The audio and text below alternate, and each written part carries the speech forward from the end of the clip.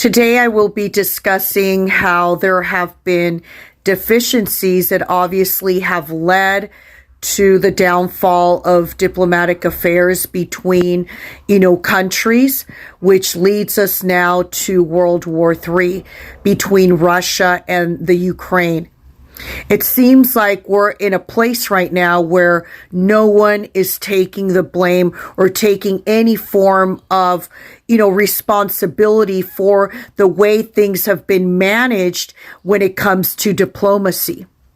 We have to understand that diplomacy is much more than a presentation, how we, come before another powerhouse in another country and we have talks and communication with those leaders of other nations. Diplomacy also involves many types of negotiations that can involve trade, obviously, and trade, when I studied business and we talk about trade, we're really talking about, the rule of law of, supply and demand.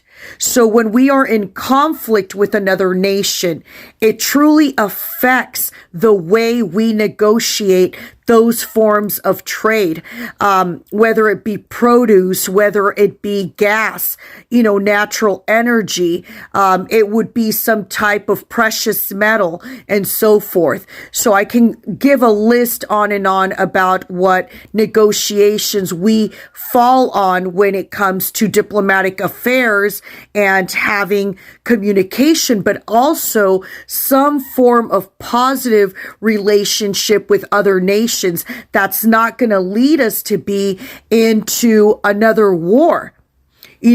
Right now we are in discussions, the United States, on sanctions.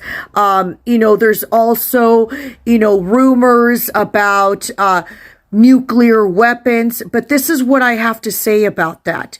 Right now, it is not necessary to have opinions about how we feel about President Putin or other nations and other leaders who are responsible for these nations.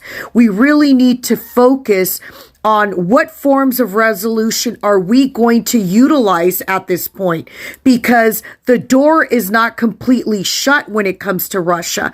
But I also don't blame Russia for this war. I think many nations have been involved throughout the years with tensions with Russia, but so has the United States, and how we've been in communication and in negotiations with Russia as well.